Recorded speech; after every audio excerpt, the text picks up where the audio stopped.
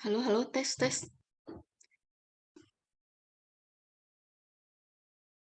Halo, sore Bu.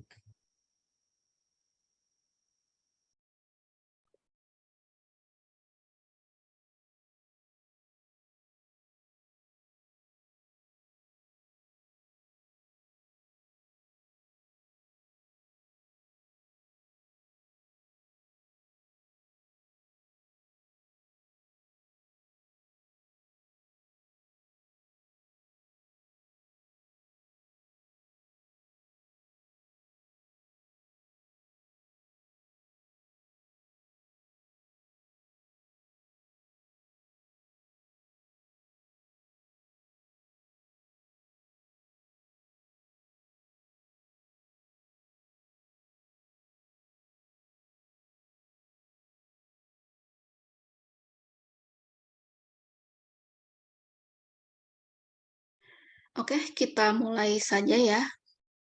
Berarti ini ada 19 mahasiswa yang sudah join. Oke, kita mulai. Assalamualaikum warahmatullahi wabarakatuh. Waalaikumsalam warahmatullahi. Waalaikumsalam warahmatullahi wabarakatuh. Ya, oke. Sekarang masuk ke sesi ke-6, di mana ini adalah Vikon kedua di mata kuliah kecerdasan buatan. Oke, untuk materi di sesi 2 sampai ke 4 itu silahkan belajar mandiri ya. Itu kan hanya deskripsi saja, jadi tidak ada teknik perhitungan yang perlu dijelaskan. Nah, yang perlu dibahas itu adalah mata kuliah materi di sesi ke-6 dan sesi ke-5. Nah, sesi ke-5 yaitu tentang jaringan syaraf tiruan atau JST, nanti kita Vikon di minggu depan ya.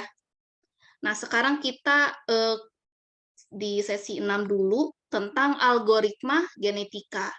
Nah, berarti kan ini salah satu teknik dari kecerdasan buatan, yaitu kan algoritma genetika.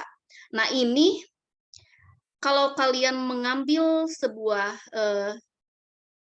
kalau kalian membuat skripsi gitu ya, nah, metodenya yang dipilih itu boleh algoritmanya.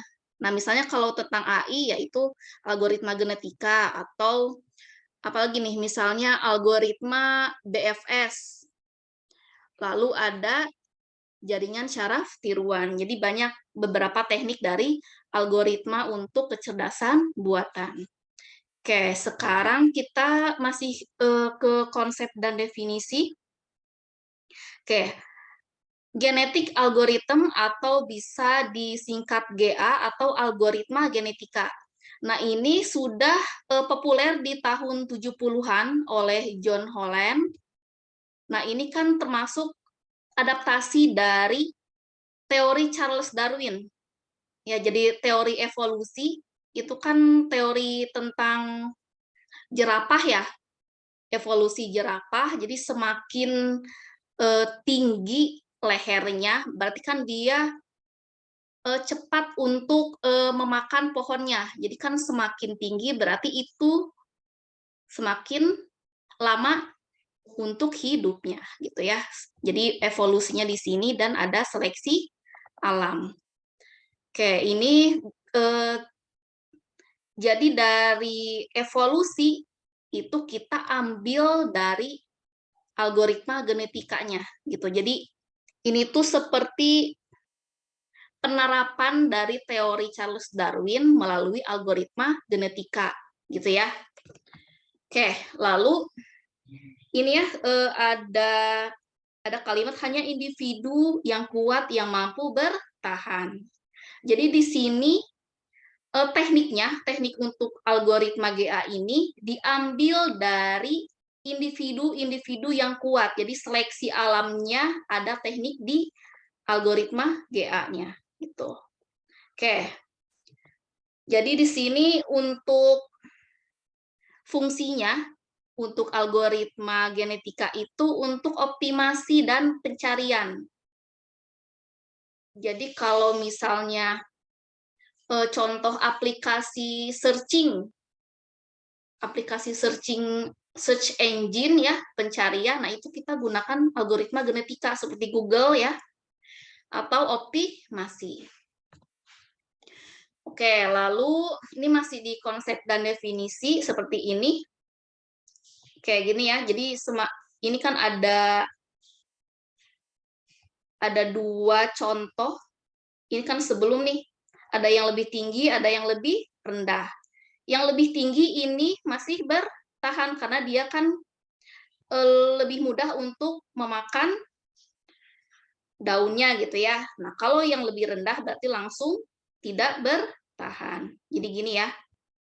Ini untuk evolusinya. Konsep dari teori Charles Darwin. Oke, ini sumbernya. Nah, lalu untuk penerapan GA sendiri, ini contoh di kehidupan sehari-hari, misalnya optimasi jadwal produksi. Misalnya produksi apa nih? Misalnya produksi pembuatan makanan gitu ya, di sebuah pabrik. Nah, lalu optimasi penjadwalan kuliah, lalu penjadwalan mengajar. Nah, ini boleh kita gunakan algoritma GA di sini ya.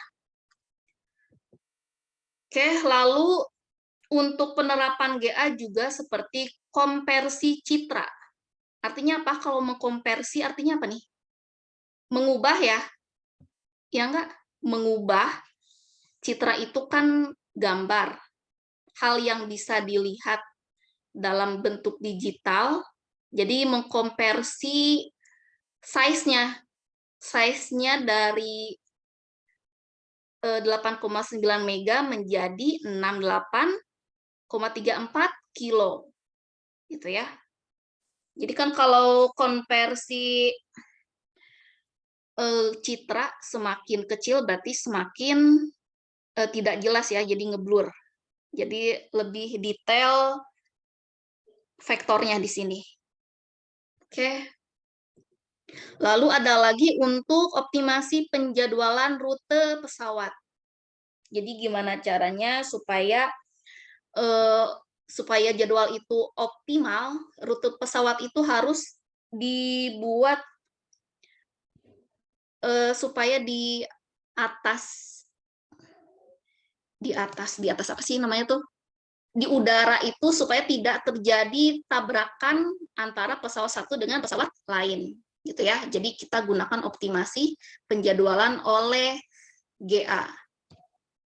Oke, sekarang kita ke terminologi seperti ini. Jadi ini